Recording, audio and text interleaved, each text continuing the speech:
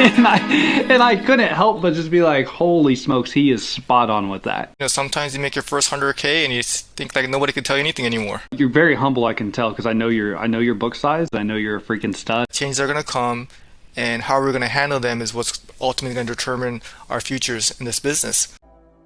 Hey, welcome to the Insurance Buzz. This is your host, Michael Weaver, and I am pumped about today's guest, man. We've got Mr. Dan Kitajima. Dan, how are you today? Good, Michael. Hey, thank you so much for having me on. It's great knowing you earlier. We had a fun conversation. We should have had that recorded, huh? And it was a good. I bet we get into some of that again. So, man, brother, I appreciate you. So let's just dig into this. Like, you're obviously a rock star farmer's agent, but who was Dan before insurance? Before insurance, I was selling sneakers. So that's what I did. It was a commission job. So I always knew sales was something that I always wanted to do because my compensation was based on performance. And even though it was part-time while I was going to college, I was still making pretty good money and had a schedule that they could work with. So that's what I was doing. I graduated college and I knew for sure what I wanted to do was be in sales still. Okay. So straight out of college, did you go into insurance? Yeah, I did. I got a job at AAA. That was, again, an all-commission job, and that's exactly what I was looking for. It's pretty rare back in the days, or even now probably, to have a sales job at a sneaker shop that was 100% commission, but that's what it was. But I think that foundation was great for me because I was always looking at shoes and I was thinking which one I want to buy, and that made me work harder. And I understood that, hey, based on performance, creativity, and work ethic, then I could, make a difference in my paycheck. And so I just knew that I wanted to be in commission-only job. And then that's where I went to AAA, which was a commission-only job. And then I took another step further, which is Farmers Insurance, which is I'm an agent for 15 years now. And, the sales job is something that I had, a full commission job, but now, being a business owner is a whole nother level, taking risks and being 100% commission with, what's a base pay, right? Man, I'm with you. Yeah, that's, dude, that's super cool. So obviously we were talking about before this, so your love of shoes comes from probably your day of selling sneakers. Yeah, no, it's just something that I was blessed. My parents, I was playing basketball all my life growing up, and they just always got me Jordans every year, growing up. And I really thanked them for that. But what happened when I got into college was like, okay, well, we're not going to buy you shoes anymore. So I said, okay, I better figure something out here. So I got a job where I could get a discount and make money buying them. Dude, that's legit. All right, yeah. If you guys don't follow Dan, make sure you do that, man. He's got a heck of a social media presence, anyways. But once you follow him, you'll know what I mean about his love for shoes. So, all right. So usually I go the direction of why insurance, and I will ask you that. Like, besides being 100% commission, which I freaking love, like that's why I got into it, because I'm a big believer that, hey, the harder I work, the more money I should be able to make. If I'm going to put in the time and master my craft, I should be rewarded for that. But what made you, because there's a lot of 100% commission jobs out there, careers out there, what made you take the insurance route? Well, I kind of just fell into it. I did have a Honda Civic in college, and I was driving it to Nike Town in Costa Mesa, from Long Beach to Costa Mesa. Funny story, still relates to shoes there, but I got in an accident. It was a big accident on the freeway, and it got completely totaled. And I did have AAA at that time, and I was just kind of blown away with how they treated me and how everything worked, how I got the actual cash value of the car, and it was pretty generous where I was able to get a Honda Accord. So I kind of saw the value in insurance at an early age while I was in college. So when I was about to graduate from Cal State Long Beach, the job fair, there was a AAA booth there. So I said, hey, you guys did a great job. I believe in your products. And then it so happens they're looking for sales positions. So I kind of fell into it. It's kind of funny how, I have my podcast too, and I talk to other agents, but it's so funny how just random chance sometimes brings us into our business. But that's how it worked out there. Yeah, man. Okay. I love that. So AAA was more of just a sales position, right? You weren't actually like running a business. Is that right? That's absolutely right. Yeah. It's an inside sales team. So they provided the training, they got us licensed, and then we were on the floor, call center. You could Hmm. just see 200 agents in a call center getting, calls coming in and just trying our best to close them. And I did pretty well there. I was the top earning agent there by the time I left. I was there for 3 years. And why it didn't work out, we wouldn't get too much into. But things didn't work out.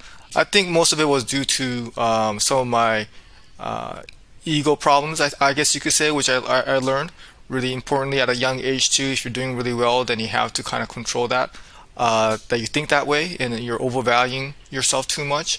So at a young age, making money, I learned that lesson, and I think that has helped me to this day where I want to always appreciate and never overestimate myself, and stay humble and hungry.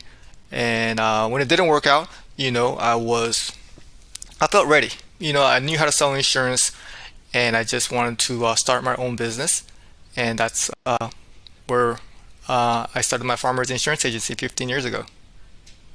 Man, I dig that. I actually saw a post you made the other day that you said the more I drop my ego, the more money I make, and I couldn't help but just be like, holy smokes, he is spot on with that. Yeah, it's kind of funny as not in just insurance business, but sometimes you make your first 100K and you think like nobody can tell you anything anymore. you know, and it's just um, a lesson that I had to learn through, where if you're competitive and you're hitting the numbers and you're confident. Those are all good things, but it was funny when I just looked back at things. I was like, man, the more make myself a beginner, the more I make myself a student, the more I learned, and the more I felt like I didn't know anything, the more I learned, and the more you know, I mean, it's cliche, but the more you learn, the more you earn. So I looked back at it, I was like, man, what was the benefits of having a high ego and having a low ego? And I really try to and I read, Ego is the Enemy by Ryan Holiday pretty recently, and I was just thinking about it, and I was like, and I was telling my team too, because sometimes our team has great months and have record-breaking months, and I want us to keep going the right way. And I thought, hey, that's the only thing that could almost stop us. And I wanted to drill this point into them so much that I was like, how can I simplify this as much as possible? And I said, hey, the more we lower it, the more income we'll make. So it's like, okay, well, how can you argue against that? What better reason? Well, besides, there's a lot of different reasons, but I just looked back at it and I thought there was some truth behind that. Yeah, man. I dig that a lot. I appreciate you even talking about that because you're very humble. I can tell because I know your book size. Just in things I've heard about you, I've heard really good things. I know you're a freaking stud, and you haven't even brought that up one time just to show like it just says a lot about you. I watch you. I mean, you're a leader from the front. I mean, you're taking photos at the office at 7 o'clock at night. Like I just dig that, brother. So that's good stuff. Oh yeah, thank you. Thank you, Michael. Yeah, I'm also looking forward to having you on my show too. So you did agree to it, so Oh I'll agree man, to that. man, I cannot wait, brother. So tell me a little bit. So tell me what's going on right now in agency as far as maybe like some changes. I know there's a lot that goes on. So tell me something that's on your mind, and let's just have a conversation around it. Yeah, right now, California is having some profitability issues. All companies really. Department of Insurance is not accepting rate increases. So it's a tough situation where they're a little too consumer centric, but insurance companies have to adjust and have to, since we can't increase rates, we have to make adjustments on billing and underwriting and coverage. So the coverage is a big one too, but there's just been a lot of changes, and we're pretty big on auto insurance, and it's just from going from 400K new business premium. Right now we're doing about well, this month it just started, so this month we're going to be ending at around 300K. So it's a little hit to us. It's a hit to our producers' income, which kills me. But you know, we all go through these changes in our business careers, and I think this is one of the major ones. But I just want to share, it's just been on my mind, and I'm just telling my team this constantly every day, is that changes are going to come, and how we're going to handle them is what's ultimately going to determine our futures in this business. So I've been telling them, I've been very thankful for them for staying positive. I think that's something that we have to do. We have to be optimistic, and we have to adapt. So that's just something that I've been just really, and I think experience helps because I've been through some of these changes, probably two or three major ones in my business career, and I look back at it, and at that time I was so devastated. I was like, oh my God, we're not going to be able to operate this anymore. I was dwelling on it too long. I was complaining about, the company's changes or directions they wanted to make, and I was also complaining about the economy or the government or the DOI and all these things, just really placing the blame elsewhere. Where now I look back at it, it took me a while, but now I'm just like, man, able to move on so quickly. And these 2-3 weeks, I've just been working so hard because I just have this obligation that I have to figure something out for my team because I just don't want their checks to be smaller for too long. Like that's not good for me. And no matter what the underwriting changes are, the goals are still the same. Our attitude is the same. Our work ethic is the same. Well, actually, our work ethic has to be maybe even higher for the short term. But whatever changes have come, we've gotten better in the long run because of it. So another Ryan Holiday book I just want to shout out is Obstacle is the Way. So that book has helped me tremendously. But whenever there's an obstacle as insurance agents, I have found that if you look hard enough, or sometimes right in front of you, there's opportunities there.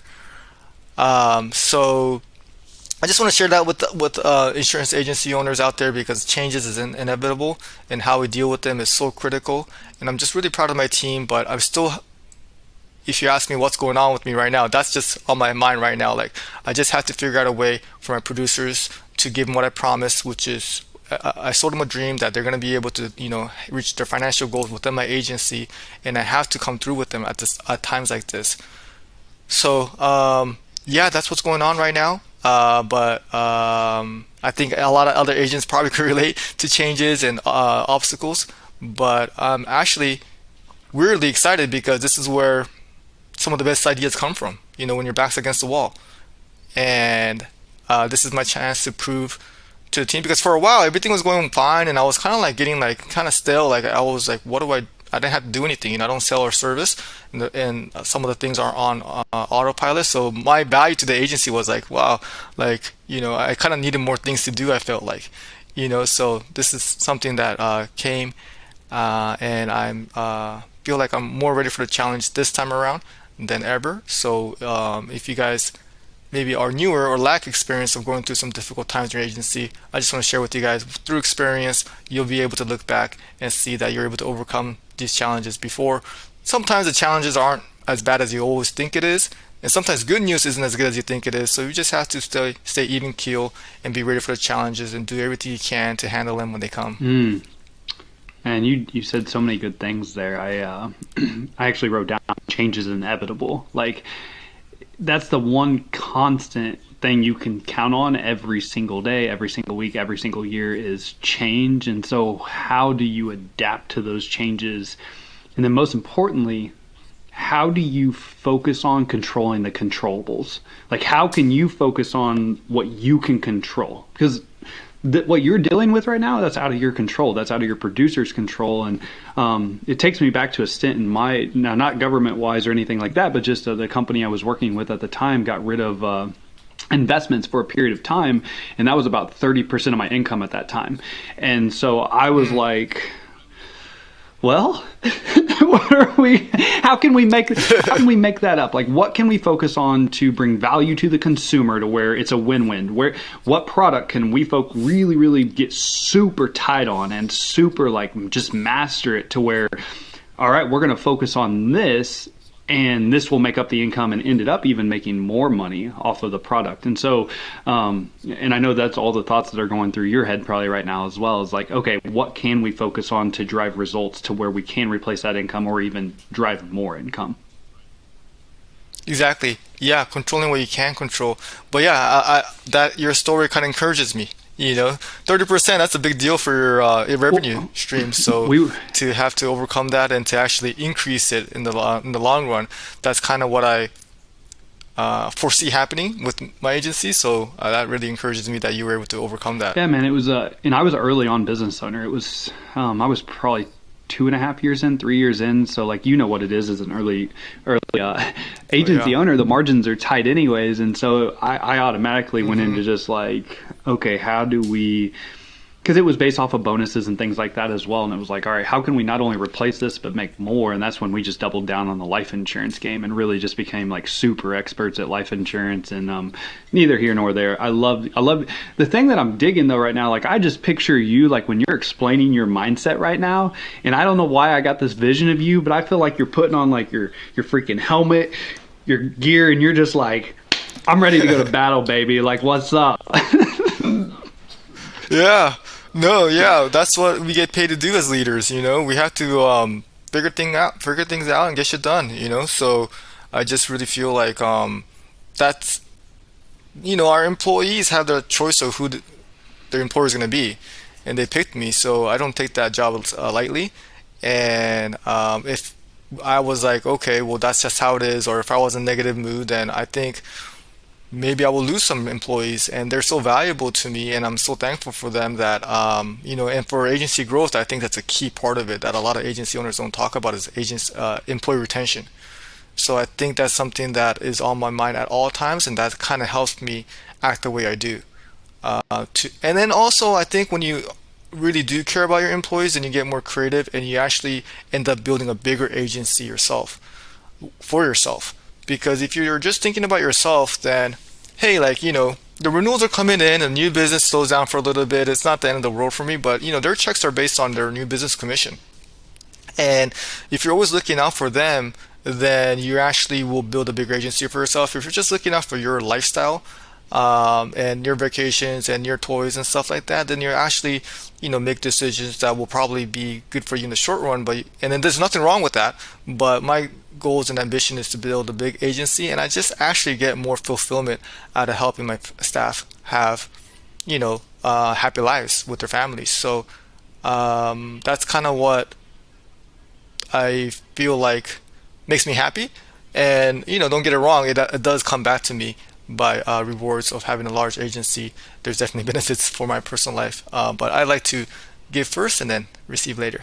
And that's so good. We always had the motto in in our motto in Weaver Sales Academy is happy, healthy, wealthy. Like we want everyone in the culture to be happy, both personal life and professional life. Because if you're not doing well personally, you're not going to do well professionally. And so, how can we make sure you're as happy as possible? You're healthy, so you're taking care of yourself, so that because healthy is a big deal. Healthy is also going to allow you to perform at your max potential, and then obviously wealthy. And I think you have to be happy and healthy before you can ever be wealthy. Like wealthy is more than just money. Wealthy is a mindset. Wealthy is a lifestyle. And so, and we also always said like you don't work for us, you work with us. Like we work side by side because this thing takes a village. Like it's really lonely at the top if you're all by yourself. And quite frankly, you'll never ever be able to maximize any opportunity unless you have a culture and a village behind you that's bought into that mission, bought into that vision to where everybody is winning.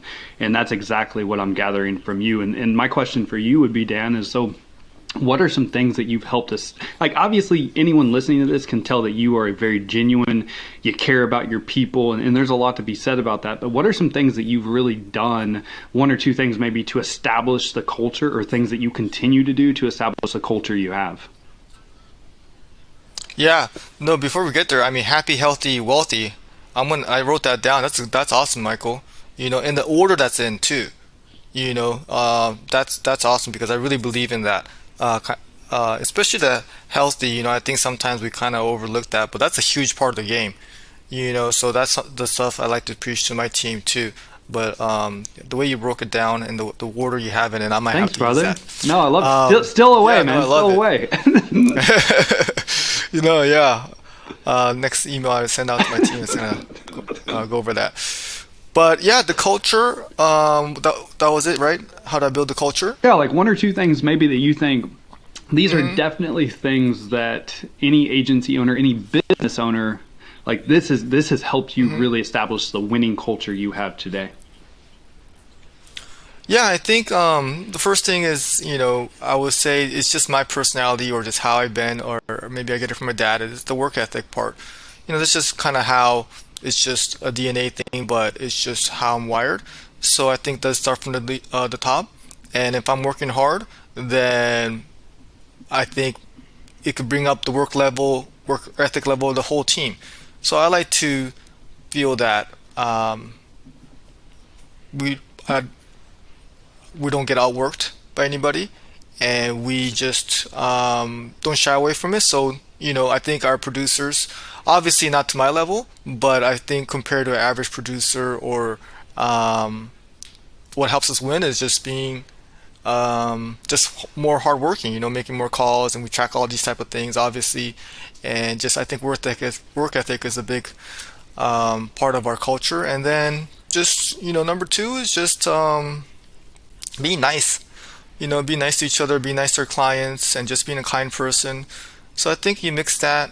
Sometimes you have to mix being highly competitive but also being nice at the same time.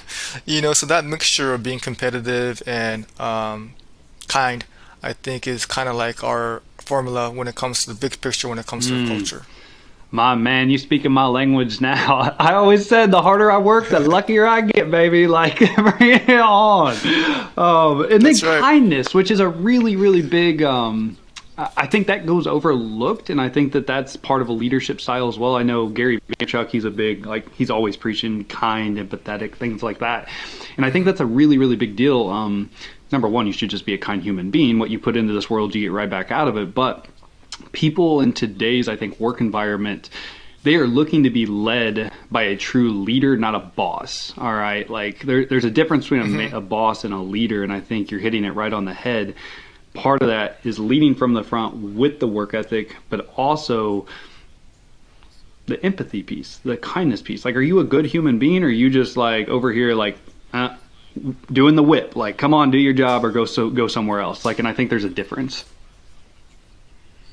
Yeah, absolutely. I think it's really important to be happy too. So to being kind to others makes you happy. You're more helpful for others, and you just feel good about yourself. And I think that's going to trickle down to the customer service people treating our customers better. As happier salespeople are going to close more deals. So it's just not only for ourselves, and we got to treat ourselves really well. Because when you say healthy, would it be physical and mentally healthy? But it also being kind is good for business. So why not be Yep. kind? You got to take care of those four bodies, man: mental, physical, emotional, and spiritual, baby. So that's really I love that that's good stuff. So tell me, so obviously you have from a marketing standpoint, all right. So if you're writing $300,000-$400,000 in premium a month, that's really, really great. Tell me what your marketing maybe looks like, or maybe what you think is a strategy that, hey, if you're an agency owner, you might want to consider this strategy because it works really well. Yeah, sure, Michael. Yeah, most of that is off 6 month auto policies too. So if you had annual auto policies, then I'll be able to put up bigger numbers. But yeah, our marketing strategy has always been digital. I've always bought internet leads from day one since 2007 when everybody said it was a fad, it won't work. I kind of transitioned a little bit the last few years into more social media and some search too. So Facebook and Google has been really working out for us. They're just more exclusive, they're real time, and I just felt like I was able to cut out the middleman. So that's my marketing strategy, because I just want to put my producers, again, thinking about your producers will make you make actions that will help your agency out, because the internet lead game, you're calling them, and you're just kind of starting off the conversation in a more of a desperate atmosphere where they're doing you a favor by okay, fine, you could quote me, and you just have to be in a position where you're like, okay, thank God I just able to quote somebody. So I wanted to kind of flip that around and be able to have other people call us. So that's kind of our approach when it comes to marketing, is to put my position in a situation where they're just sitting there, somebody call and say, you want to quote? Okay, I'll help you. Well, not like that, but thank you for giving me a quote. But they're the ones contacting us. Then it's just so much of a better sales atmosphere for the producers. And it's just a better job, I would say. Who wants to go through all this, cold calling, and maybe you can have a marketer do that, obviously, but it's just wouldn't be a fun job to get all these rejections and to get a quote where if you get somebody to call you, then your closing ratio is going to be higher. Obviously, the lead cost will be a lot higher, but I think it's a more sustainable job for the producers too. So a lot of it is through search or social, and then the back end of that is the lead management with automation. Mhm. So I think those are the pillars. We got to get the lead management um, side. Well, first you got to have the Yep. lead volume. I think that's one thing that I think is not talked about enough is where, again, because I'm thinking about our producers, I want to make sure they have enough leads to work on. My job as an agency owner is to get these phones ringing. You know, so get the phones ringing. So lead volume, and that could be through social media or search, or it could be through internet leads. I like those three avenues.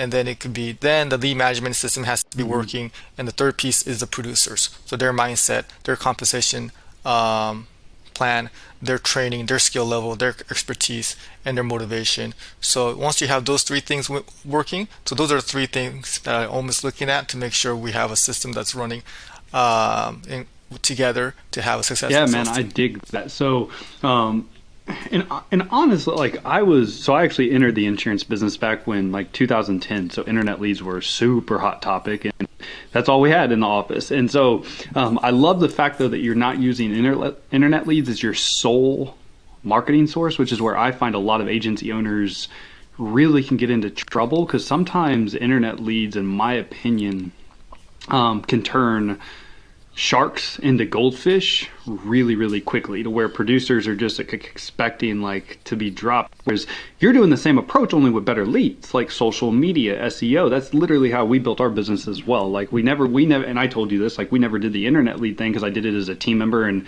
I just didn't really dig it. But we did start off with cold calls, referrals. I think social media branding, like what you're doing, where you have a hot lead, they're exclusive, they are not being called by 40 people. I think that's so smart. And so I love that you talked about that because I think that I think some agency owners are really still scared of the social media aspects of things. And so I love that you're digging into that and just running with it. No, yeah, thank you. Yeah, I think the internet league game, I think it did teach me a lot of things though. I mean, you have to be so good Hmm. to be able to close Yep. those. So it is a skill game. It's not, a lot of times people will again blame the internet lead company, but it's just really there's so many talented closers out there, and you're just competing with them, and and then sometimes your product competitiveness matters. But I think one thing it did teach me is the ability for agency owners to make that investment. I think that's something that I do believe in. Looking back at my career is just spending more on marketing is really something that has helped me out. And again, that's because I want to give to my producers the opportunity. So those other things that I'm doing right now may be more costly.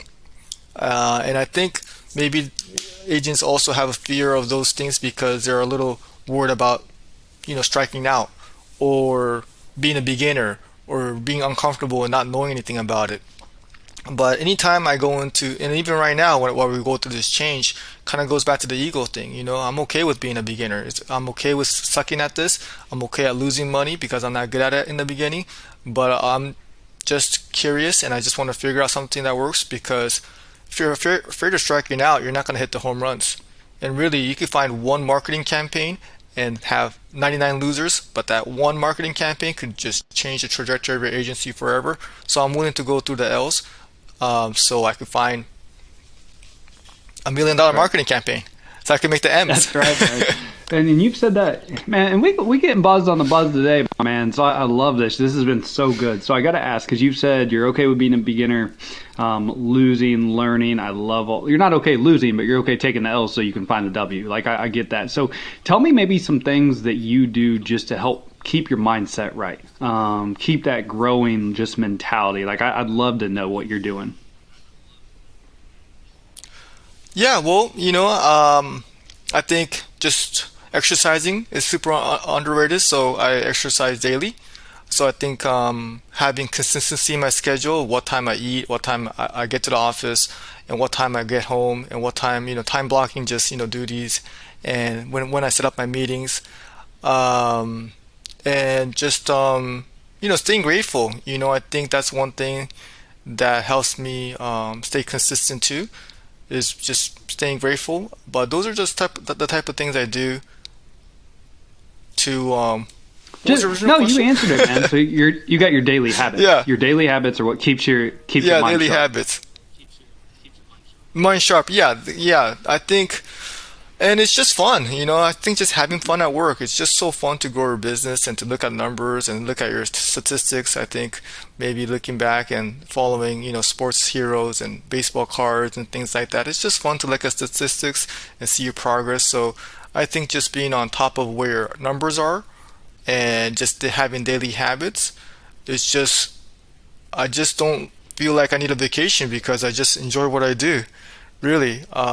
So that's kind of the way to have your mind sharp is you want to have a spot where you feel comfortable, and you want to get uncomfortable too. But for me, the brink of overwhelmingness when I have too much on my plate, right below that is what I Yep. like to operate. So staying busy is something where I just enjoy and I just feel at the end of the day very productive and I just enjoy it. So that's I think where um, I stay sharp and I don't, burn out or I'm not bored. And that's kind of where I like to keep my activity level up and keep my schedule busy and full. So I just have something that's going on next. And then also I think to answer your question better, to have the goals. Mm. So if you have the big picture goals, then it's going to keep your mind sharp because you're chasing after them, and that's just going to help you um, act the way you have to in accordance because of your goal. So it helps you stay disciplined. It helps you because you're always reminded, and the goal has to be big enough where it just keeps you excited all the time. So I think those are the things that I do is always, writing down my goals, always looking at them, and then checking the daily activities, and then exercise, staying grateful, and just, Dude, having fun. this is so good, man. I could go off right now. I'm so excited listening to you, man, because I believe it. Like, I think big Oh, wow. goals eliminate complacency. Like, if you have big goals and you continue to push, because most people in your situation, 15 years in, the size of book you have, they're starting to get complacent. They're starting to settle down. They're starting to be like, hey, let's cash in these checks. You're like full steam ahead, baby. Choo choo, let's go. And I freaking dig it, brother. Yeah. Yeah, no, that's it, man. That's it, Michael. I mean, it's just I just think the opportunity is not as big as other people think in this business. So I'm in it for the long run. I'm in it to win it. Next year, I just signed a lease that we're gonna move over to a building right upstairs, actually, a unit upstairs that's double our size here. So I just put myself in situations here where I got to figure stuff out. But I love helping people, and I want to double up the book of business. I want to double the staff size. So everything I'm looking at next year is going to be to double the business. So yeah, having big goals, and I think that's going to help us keep us excited, and who doesn't want to be excited about our careers and our Absolutely, futures? man. You're creating change yourself and uncomfortableness, and I think that's where the magic happens. Is when you get comfortable getting uncomfortable. I think that's when you're uncomfortable. That's when money moves happen, which is what you're doing, brother. So, Dan, if somebody I wanted love to that. connect with you, what's the easiest way for them to connect with you, follow you, and obviously this will all be in the show notes. But talk a little bit about that. Yeah, I spend most of my time on Facebook and Instagram. So that's just my name there, Dan Kitajima. And then YouTube is a great way to, if I could give a shout out to myself, my YouTube channel is Dan Kitajima, How to Grow Your Insurance Agency, which we'll have you on soon, Michael. But yeah, those are the three platforms I spend my most time on, and I'm always replying back to every comment and every Okay, message. well, my man, thank you so much for today, and obviously, all of you listening, you know this, but time is the most valuable and important asset that we all have. I appreciate you spending it with Dan and I today. And Dan, I know you're super, extremely busy, and so I appreciate you taking the time out of your day and coming on the buzz. No, yeah, thank you for having me, Michael. This was so much fun. You're doing great things. I'm gonna watch some episodes from now on too. But yeah, I'm really proud to be a guest on the show, and I'm looking forward to again, like I said, to have you. So yeah, let's keep in touch. Sounds like you're doing great things for the insurance agents out there. So looking forward to Thanks, keep brother. I connecting with you. appreciate that, my man. You have a good day. All right.